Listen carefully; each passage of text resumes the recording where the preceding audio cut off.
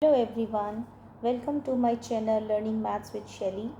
Today's video is about the topic inverse proportion. In the last two videos, those were about the direct proportion. So I discussed about the meaning of direct proportion, how to represent it graphically, what are the notations, proportionality constant, and the last video I solved some questions based on the direct proportion. Now today's topic will be inverse proportion. So if you understand the concept of direct proportion, it is just opposite to that, and some of the terms I will be using like the proportionality constant, that will work exactly same way. So here I have shown a table, and in this table I have taken two variables. One is C and the another variable is N. Now, whenever we discuss about the direct proportion or indirect proportion, it always shows a relationship between the two quantities. Those two quantities can be anything and they will be related somehow. Like if direct proportion, both of them will show the same behavior, they both will increase or they both will decrease at the same rate. So today's topic is inverse proportion. Here I have taken one example. Here C is a variable which is showing the number of children, and N is the number of candies that each child will receive. So let's say I have 24 candies in the beginning, and if I give it to one kid, so there will be 24, the all number of candies, which is 24, that will be given to one child. Now let's say I increase the number of children. Now I am considering two kids or two children, and then those 24 candies will be distributed equally between them, and now the number of candies each child is going to get will be 12. Then if I am considering 3 kids or 3 children, then dividing 24 candies among those 3 children, so each is going to receive 8. So what I am saying, my C value is increasing here. C is 1, then 2 and then 3, and if I see the number of candies each student is going to get, now they are getting reduced, 24, then 12 and then 8. So the both variables, they are showing opposite behavior. One is increasing, another is decreasing, or I can say one is decreasing, another one is increasing, and this is the concept of inverse proportion.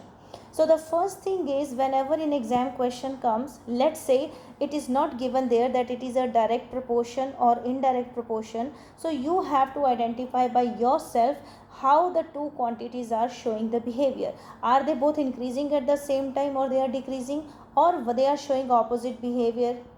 Okay, so that is the first thing. Now we are going to work upon the graph of inverse function, how it looks like. So here I have taken the same table.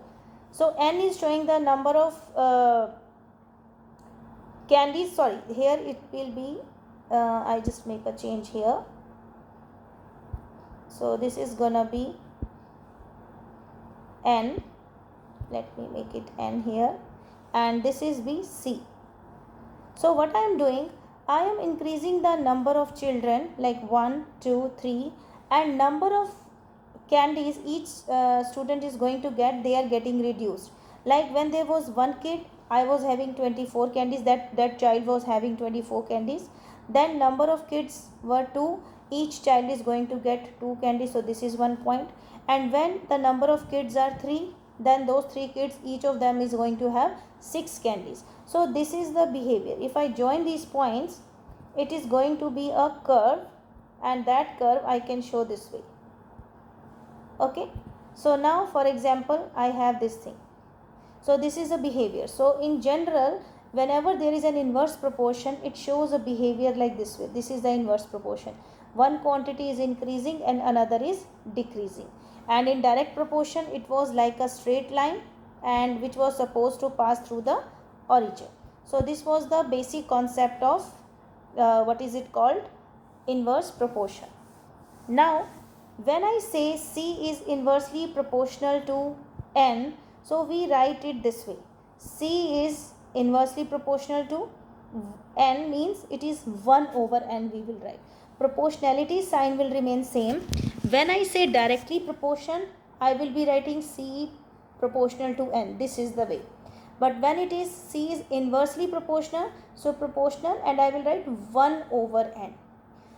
And this is called as C varies inversely as n.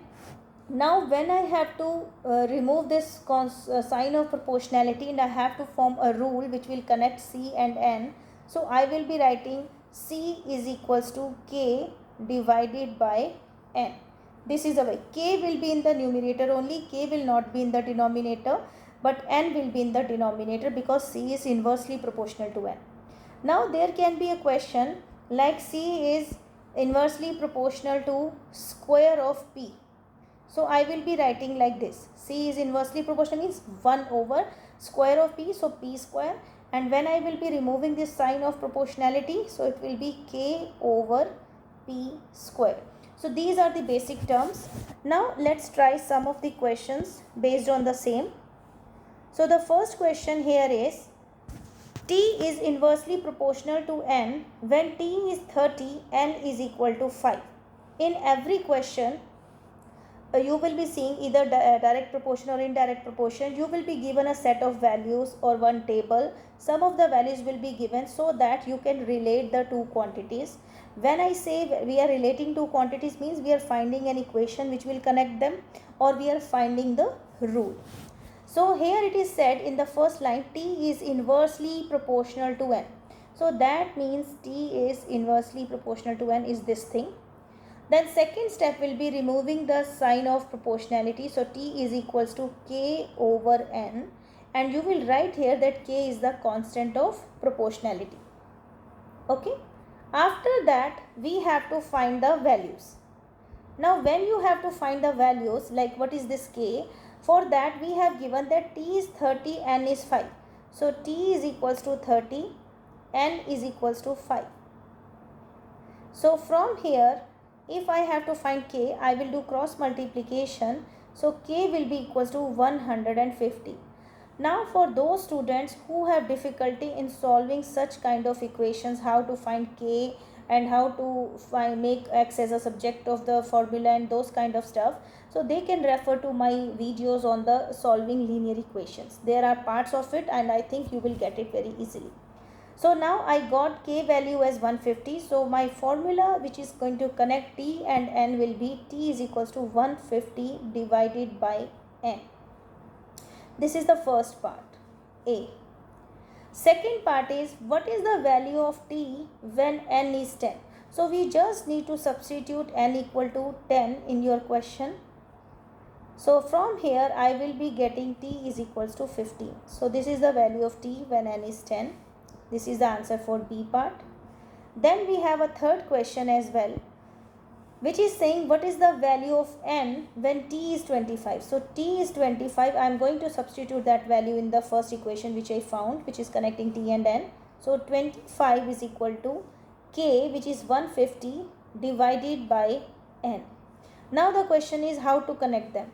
One very important thing, if in a question you have given a capital letter, we have to use that capital N everywhere. This is must. So here I have got 25 over 1 is 150 over n. See, whenever you have an integer value and whole number, you want to write it as a fraction, you can write it 25 over 1.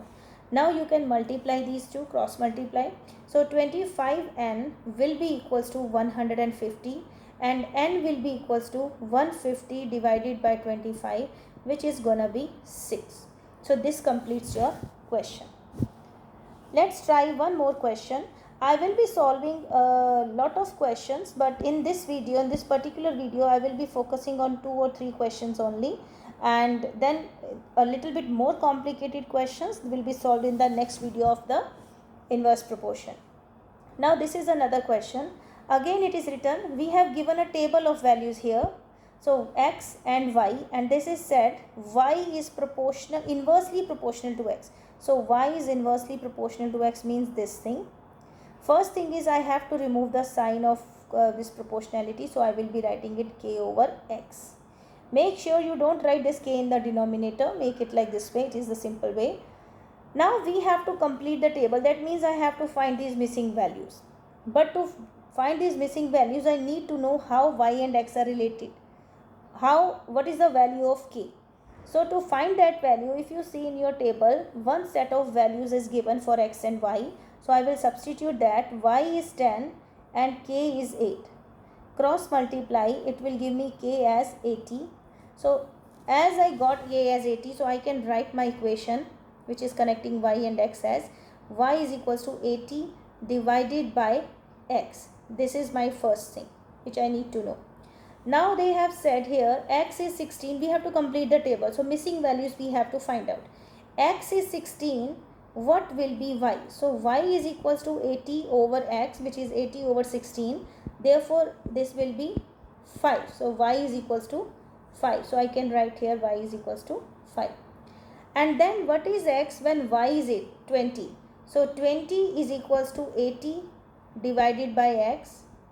To find x, I will do cross multiplication. That means 20x will be equal to 80. And from here to find out x, I will divide both sides by 20. So x will be equal to 4. So I will write the value here 4. So this was the concept of inverse proportion. And next video will be about step-by-step process of solving the questions related to inverse proportion, and there might be a few questions which involve both of them. So keep watching and understand from here, and if there will be any doubts, you are more than welcome. Thank you.